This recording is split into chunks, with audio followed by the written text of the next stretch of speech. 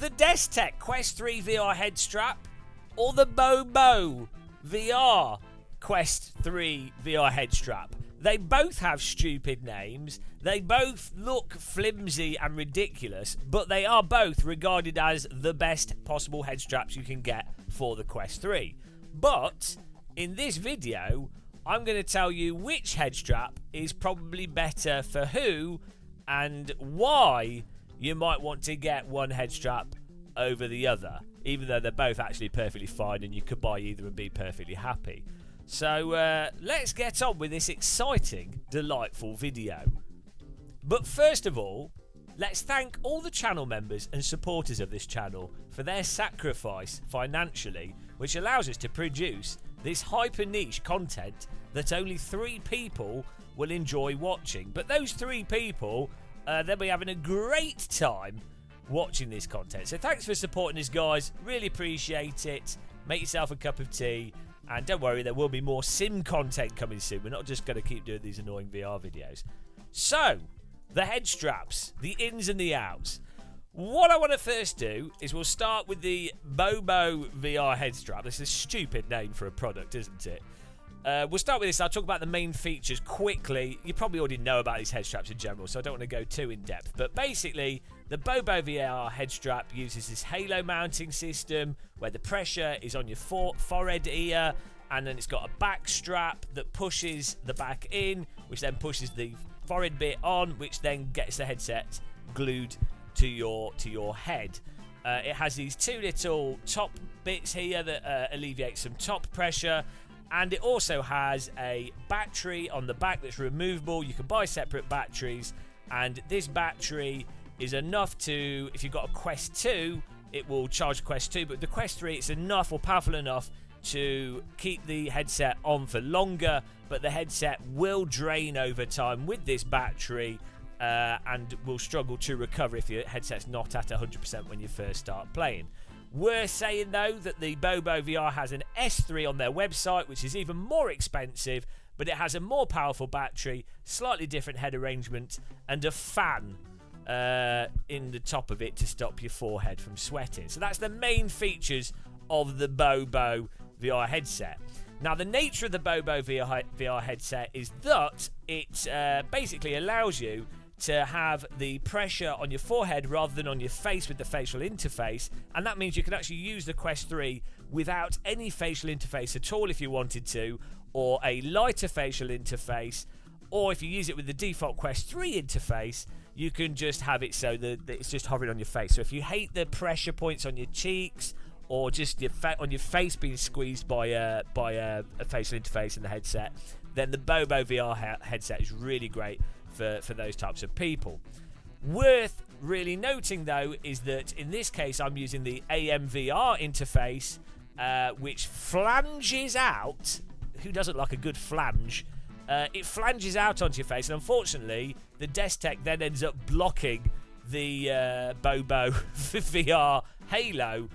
It can still work with it when you fiddle around with it. Some people say it doesn't work at all. You can actually fiddle it so you still get quite good use out of it with the BoBo head strap. But generally speaking, you'd be much better off not using the AMVR facial interface with the BoBo head strap.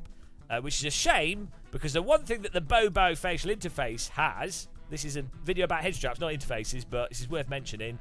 The BoBo head strap has this really nice like lycra type material for its the little fabric bit on the interface, and that lycra-like material feels really nice on your face compared to the default. It's less scratchy and it does stay cooler. I think it is literally just lycra, but they put some marketing BS behind it.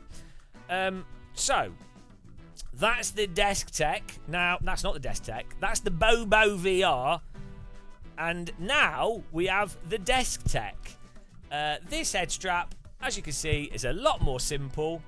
It's a lot lighter, especially because I haven't got the headset mounted to it. Just imagine a magical, invisible VR headset. It's the dream. It's like, oh, actually, there you go. Perfect VR. But even with the headset on, this is a lot lighter.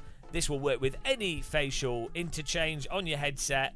And this is actually still really quite comfortable. You have back adjustment with a nice clicky thing to pull it into your head. And you also have this really nice top adjustment, so you can alleviate weight from your front of your face, and also you can angle this and then position it and choose where that pressure is down on the top of your head to really get your headset dialed in and really in a good position and feeling very, very comfortable. And it has to be said, both of these head straps absolutely destroy the default solution of using the default head strap. I mean, I don't know what Meta were thinking. They were like, oh, let's make the product as worse as possible.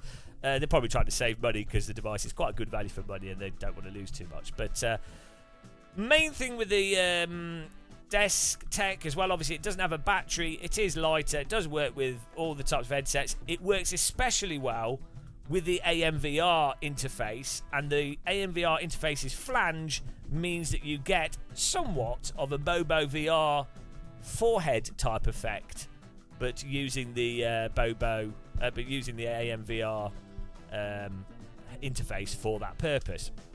So, which is best for who and why and what and why are we doing this video? Well, as I say, I think most people would be really happy with either, but I would say if you are going to do room scale stuff and a lot of wireless VR, then you would pretty much go for the BoBo VR headset. Obviously because of the extra battery, so that keeps the charge up. And also if you're doing AR stuff, you'll really want to go with the BoBo VR headset, because when you're playing like 11 table tennis or just any AR game, not having a facial interface on makes it feel like you're just wearing glasses, because you see the world around you and then the virtual stuff, and it opens it up, and it's really actually quite extraordinary. I'm honestly surprised that there's not other interface options or more things that really exploit that, because it actually is really quite impressive. So for AR and a lot of room scale stuff, the BoBo VR headset head strap is probably the one to go for.